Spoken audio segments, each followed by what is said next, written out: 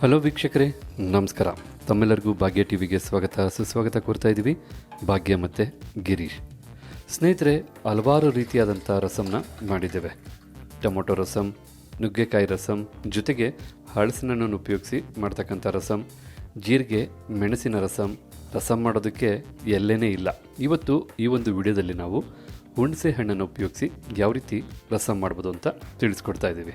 ರಸಂ ಅಂದ್ರೇ ಹುಳಿಯಾಗಿ ಖಾರವಾಗಿರುತ್ತೆ. ಇನ್ನು ಹುಣಸೆ ಹಣ್ಣಿನ ರಸಂ ಅಂದರೆ ಕೇಳಬೇಕಾ? ಖಂಡಿತ ಈ ಗಾಳಿ ಮತ್ತು ಚಳಿಗೆ ಬಾಯಿಗೆ ಬಹಳ ರುಚಿಕರವಾಗಿರುತ್ತೆ. ಹಾಗಿದ್ರೆ ಹುಣಸೆ ಹಣ್ಣಿನ ತಿಳಿ ಸಾರು ಮಾಡೋದಕ್ಕೆ ಬೇಕಾದಂಥ ಪದಾರ್ಥಗಳೇನು, ಹಾಗೆ ಮಾಡ್ತಕ್ಕಂಥ ವಿಧಾನ ಏನು ಅಂತ ನೋಡ್ಕೊಳ್ಳೋಣ. ಹುಣಸೆ ಹಣ್ಣು ರಸಂ ಮಾಡೋದಕ್ಕೆ ಮುಖ್ಯವಾಗಿ ನಾವಿಲ್ಲಿ 2 ನಿಂಬೆಹಣ್ಣು ಗಾತ್ರದ ಹುಣಸೆ ಹಣ್ಣನ್ನು ತೊಗೊಂಡಿದ್ದೀವಿ. 2 ಆಪಲ್ ಟೊಮೊಟೊನ ಈ ರೀತಿ ಕಟ್ ಮಾಡಿ ಇಟ್ಕೊಂಡಿದ್ದೀವಿ. ಜೀರಿಗೆ 2 ಟೇಬಲ್ ಸ್ಪೂನಷ್ಟು, ಮೆಣಸು 10ರಿಂದ 12 ಕಾಳು, ಗುಂಟೂರು ಮೆಣಸಿನಕಾಯಿ 10, ಹಾಗೆ ಬೆಳ್ಳುಳ್ಳಿ 1 ಗಡ್ಡೆ, ಎಣ್ಣೆ 1 ಟೇಬಲ್ ಸ್ಪೂನ್, ಕರಿಬೇವಿನ ಸೊಪ್ಪು ಸ್ವಲ್ಪ, ಕೊತ್ತಂಬರಿ ಸೊಪ್ಪು ಸ್ವಲ್ಪ, ಅರಿಶಿಣದ ಪುಡಿ ಸ್ವಲ್ಪ, ಸಾಸಿವೆ ಸ್ವಲ್ಪ, ಇಂಗು ಚಿಟಿಕೆಯಷ್ಟು, ಉಪ್ಪು ರುಚಿಗೆ ತಕ್ಕಷ್ಟು. ಇದಿಷ್ಟೇ ನಿಮಗೆ ಹುಣಸೆ ಹಣ್ಣಿನ ರಸಂ ಮಾಡೋದಕ್ಕೆ ಬೇಕಾದಂಥ ಪದಾರ್ಥಗಳು. ಈಗ ಮಾಡ್ತಕ್ಕಂಥ ವಿಧಾನ ಏನು ಅಂತ ನೋಡ್ಕೊಳ್ಳೋಣ. ಬೇಕಾದಂಥ ಪದಾರ್ಥನೆಲ್ಲ ನೋಡ್ಕೊಂಡಾದ ನಂತರ ಈಗ ಸ್ಟವ್ನ ಹಚ್ಚಿ ಒಂದು ಪಾತ್ರನ ಬಿಸಿ ಮಾಡ್ಕೊಳ್ತಾ ಇದ್ದೀವಿ. ಜೊತೆಗೆ 2 ಕಪ್ನ ಅಳತೆಯ ನೀರನ್ನು ಸೇರಿಸ್ಕೊಳ್ತಾ ಇದ್ದೀವಿ.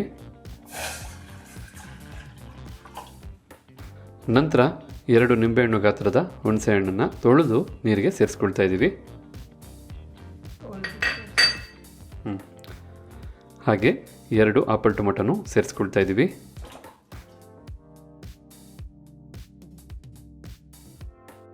ಹಾಗೆ ನಾವು ನಾಟಿ ಕೊತ್ತಂಬರಿ ಸೊಪ್ಪನ್ನು ಸ್ವಲ್ಪ ಸೇರಿಸ್ಕೊಳ್ತಾ ಇದ್ದೀವಿ. ನೀರು ಹಾಗೆ ಈ 3 ಪದಾರ್ಥನೂ ಪಾತ್ರೆಗೆ ಸೇರಿಸಾದ ನಂತರ ಹೈ ಫ್ಲೇಮಲ್ಲೇ 5 ನಿಮಿಷ ಇದನ್ನೆಲ್ಲ ಬೇಯಿಸ್ಕೋಬೇಕಾಗತ್ತೆ.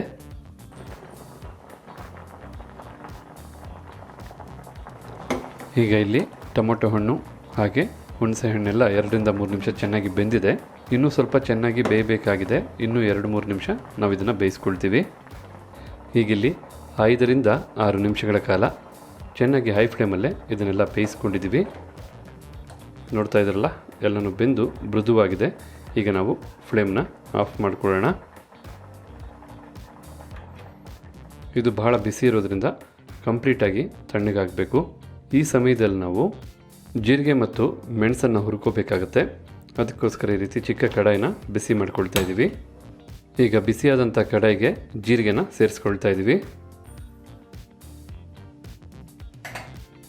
ಹಾಗೆ ಮೆಣಸಿನ ಕಾಳನ್ನು ಸಹ ಸೇರಿಸ್ಕೊಳ್ತಾ ಇದ್ದೀವಿ.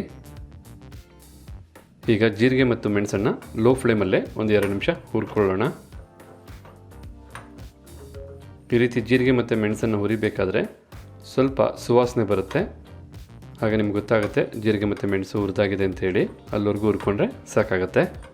ಈಗ ಇಲ್ಲಿ ನೋಡ್ತಾ ಇದ್ರಲ್ಲ, ಚಿಟಪಟ ಅಂತ ಸೌಂಡ್ ಬರ್ತಾ ಇದೆ, ಜೊತೆಗೆ ಸುವಾಸನೆನೂ ಬರ್ತಾ ಇದೆ ನಮಗೆ. ಈಗ ನಾವು ಫ್ಲೇಮ್ನ ಆಫ್ ಮಾಡ್ಕೊಳ್ತಾ ಇದ್ದೀವಿ. ನಂತರ ಹುರಿದಂಥ ಜೀರಿಗೆ ಹಾಗೆ ಮೆಣಸನ್ನು ಕುಟ್ಟಿ ಪುಡಿ ಮಾಡ್ಕೋಬೇಕಾಗತ್ತೆ. ಅದಕ್ಕೋಸ್ಕರ ಈ ರೀತಿಯಾದಂಥ ಕುಟಾಣಿಗೆ ಜೀರಿಗೆ ಮೆಣಸನ್ನು ಸೇರಿಸ್ಕೊಳ್ತಾ ಇದ್ದೀವಿ. ಬಿಸಿ ಇರೋದ್ರಿಂದ ಈ ಜೀರಿಗೆ ಮೆಣಸು ಸಹ ಸ್ವಲ್ಪ ತಣ್ಣಗಾಗಬೇಕು. ಆಗಲೇ ನಿಮಗೆ ಚೆನ್ನಾಗಿ ಪುಡಿ ಮಾಡ್ಕೊಳ್ಳೋದಕ್ಕೆ ಸಾಧ್ಯ. ತಣ್ಣಗಾದ ನಂತರ ಇದನ್ನು ಕುಟ್ಟಿ ಪುಡಿ ಮಾಡ್ಕೋಬೇಕಾಗತ್ತೆ. ಈಗ ಇಲ್ಲಿ ಹುರಿದಂಥ ಜೀರಿಗೆ ಮತ್ತು ಮೆಣಸು ತಣ್ಣಗಾಗಿದೆ. ಈಗ ಇದನ್ನು ನುಣ್ಣಗೆ ಕುಟ್ಕೊಳ್ಳೋಣ. ನಿಮ್ಮಲ್ಲಿ ಈ ರೀತಿ ಕುಟಾಣಿ ಇಲ್ಲ ಅಂತಂದರೆ ಬೇಕಿದ್ರೆ ನೀವು ಮಿಕ್ಸಿನಲ್ಲೂ ಸಹ ಕುಟ್ಟಿ ಪುಡಿ ಮಾಡ್ಕೋಬೋದು. ಆದರೆ ಈ ರೀತಿ ಕಲ್ಲಲ್ಲಿ ಕುಟ್ಟಿ ಪುಡಿ ಮಾಡಿ ಸೇರಿಸೋದ್ರಿಂದ ಸ್ವಲ್ಪ ಟೇಸ್ಟು ಹೆಚ್ಚು ಬರುತ್ತೆ. ಈಗಿಲ್ಲಿ ಜೀರಿಗೆ ಮತ್ತು ಮೆಣಸನ್ನು ಕುಟ್ಟಿ ಪುಡಿ ಮಾಡಾಯಿತು. ನೀವು ಯಾವುದೇ ರೀತಿಯಾದಂಥ ತಿಳಿ ಸಾರು ಅಂದರೆ ರಸಂ ಮಾಡೋದಕ್ಕೆ ಜೀರಿಗೆ ಹಾಗೆ ಮೆಣಸಿನ ಪುಡಿ ಬಹಳ ಮುಖ್ಯ ಆಗುತ್ತೆ. ನಂತರ ನಾವೀಗ ಬೆಳ್ಳುಳ್ಳಿನೂ ಸಹ ಸ್ವಲ್ಪ ಜಜ್ಕೋಬೇಕಾಗತ್ತೆ.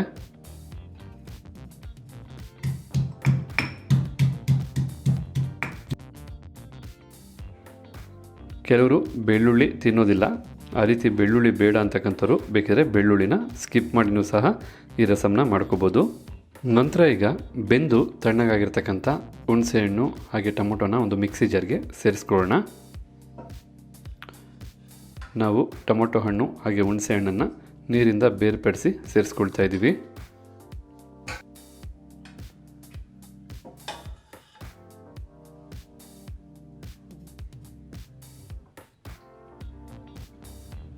ಈ ರೀತಿ ಬೆಂದಂಥ ಪದಾರ್ಥನ ಮಿಕ್ಸಿ ಜಾರ್ಗೆ ಸೇರಿಸಾದ ನಂತರ ನಾವು ಇದನ್ನು ನುಣ್ಣಗೆ ರುಬ್ಕೋಬೇಕಾಗತ್ತೆ.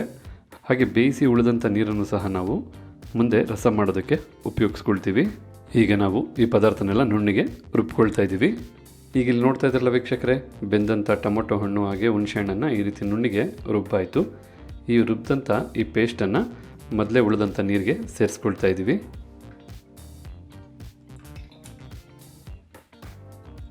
ಈ ರೀತಿ ರುಬ್ಬಿದಂಥ ಪೇಸ್ಟನ್ನು ಸೇರಿಸಾದ ನಂತರ ಮತ್ತೆ ನಾವು ಅರ್ಧ ಲೀಟ್ರಷ್ಟು ನೀರನ್ನು ಸಹ ಸೇರಿಸ್ಕೊಳ್ತಾ ಇದ್ದೀವಿ.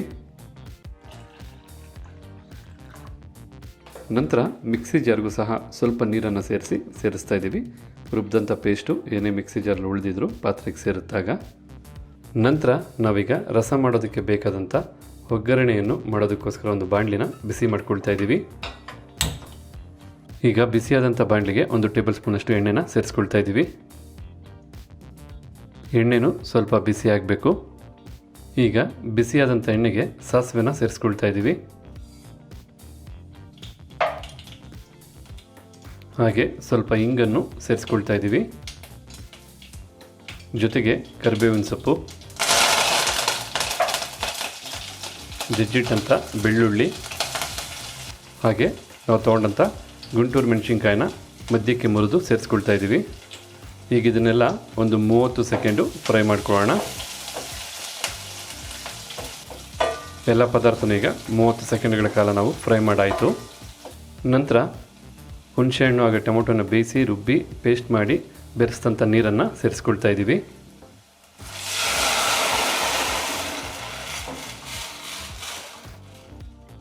ನಂತರ ನಾವೀಗ ಮೊದಲೇ ಕುಟ್ಟಿ ಪುಡಿ ಮಾಡಿದಂತಹ ಜೀರಿಗೆ ಹಾಗೆ ಮೆಣಸಿನ ಪುಡಿನ ಸೇರಿಸ್ಕೊಳ್ತಾ ಇದ್ದೀವಿ. ಹಾಗೆ ಸ್ವಲ್ಪ ಅರಿಶಿಣದ ಪುಡಿನೂ ಸೇರಿಸ್ಕೊಳ್ತಾ ಇದ್ದೀವಿ. ಮತ್ತು ಈಗ ರುಚಿಗೆ ತಕ್ಕಷ್ಟು ಉಪ್ಪನ್ನು ಸೇರಿಸ್ಕೊಳ್ತಾ ಇದ್ದೀವಿ. ಈ ರೀತಿ ರುಚಿಗೆ ತಕ್ಕಷ್ಟು ಉಪ್ಪನ್ನು ಸೇರಿಸಾದ ನಂತರ ಈಗ ಒಮ್ಮೆ ಚೆನ್ನಾಗಿ ಮಿಕ್ಸ್ ಮಾಡ್ಕೊಳ್ಳೋಣ. ಈ ರೀತಿ ಒಮ್ಮೆ ಚೆನ್ನಾಗಿ ಮಿಕ್ಸ್ ಮಾಡಿದ ನಂತರ ನಿಮಗೆ ಈ ಹುಣಸೆಹಣ್ಣು ತಿಳಿ ಸಾರು ಯಾವೊಂದು ಹದಕ್ಕೆ ಬಂದಿದೆ ಅಥವಾ ನೀರಿನ್ನೂ ಮಿಕ್ಸ್ ಮಾಡಬೇಕಂತ ನೀವು ನೋಡ್ಕೊಳ್ಳಿ. ನಂತರ ನಾವೀಗ ಇದನ್ನು 5 ನಿಮಿಷಗಳ ಕಾಲ ಹೈ ಫ್ಲೇಮಲ್ಲೇ ಚೆನ್ನಾಗಿ ಕುದಿಸ್ಕೊಳ್ತೀವಿ.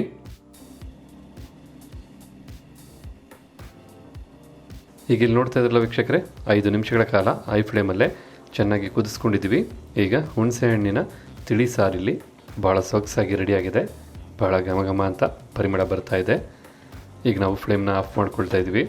ಅದರಲ್ಲಂತೂ ಇದನ್ನು ಬಿಸಿ ಬಿಸಿಯಾಗಿರ್ಬೇಕಾದ್ರೆ ನೀವು ಕುಡಿಬೋದು ಅಥವಾ ಬಿಸಿ ಬಿಸಿಯಾಗಿರ್ಬೇಕಾದ್ರೆ ನೀವು ಊಟ ಮಾಡ್ಬೋದು. ಬಹಳ ಅಂದರೆ ಬಹಳ ಚೆನ್ನಾಗಿರುತ್ತೆ. ಖಂಡಿತ ನೀವು ಹಲವಾರು ಬಗೆಯ ತಿಳಿ ಸಾರು ಅಥವಾ ರಸಂನ ಮಾಡಿರ್ತೀರ. ಇದು ಸಹ ಒಂದು ವಿಭಿನ್ನವಾದಂಥ ತಿಳಿ ಸಾರಾಗಿರೋದ್ರಿಂದ ಒಮ್ಮೆ ಪ್ರಯತ್ನ ಪಟ್ಟು ನೋಡಿ, ನಿಮಗೆಲ್ಲರಿಗೂ ಭಾಳ ಇಷ್ಟ ಆಗ್ಬೋದು. ಹಾಗಿದ್ರೆ ಇವತ್ತು ನಾವು ಮಾಡಿ ತಿಳಿಸಿದಂಥ ಈ ಹುಣಸೆ ಹಣ್ಣಿನ ತಿಳಿ ಸಾರು ಅಥವಾ ರಸಂ ತಮಗೆಲ್ಲರಿಗೂ ಇಷ್ಟ ಆಗಿದೆ ಅಂತ ತಿಳ್ಕೊಂಡಿದ್ದೀನಿ. ಇಷ್ಟ ಆಗಿದ್ರೆ ವಿಡಿಯೋಗೊಂದು ಲೈಕ್ ಮಾಡಿ, ಜೊತೆಗೆ ತಮ್ಮ ಅನಿಸಿಕೆ ಅಭಿಪ್ರಾಯ ಏನಿದೆ ಅನ್ನೋದನ್ನು ಕಮೆಂಟ್ ಬಾಕ್ಸಲ್ಲಿ ಕಮೆಂಟ್ ಮಾಡಿ. ಅಷ್ಟೇ ಅಲ್ಲ, ಈ ವಿಡಿಯೋನ ಮತ್ತೊಬ್ಬರಿಗೂ ಹೆಲ್ಪ್ ಆಗೋ ಹಾಗೆ ಶೇರ್ ಮಾಡಿ ಅಂತ ಹೇಳ್ತಾ ತಮಗೆಲ್ಲರಿಗೂ ಧನ್ಯವಾದನ ಅರ್ಪಿಸ್ತಾ ಇದ್ದೀವಿ. ಭಾಗ್ಯ ಮತ್ತು ಗಿರೀಶ್. ಮತ್ತೆ ಹೊಸ ವಿಡಿಯೋದಲ್ಲಿ ಭೇಟಿಯಾಗೋಣ. ಅಲ್ಲಿವರೆಗೂ ನಮಸ್ಕಾರ ವೀಕ್ಷಕರೇ.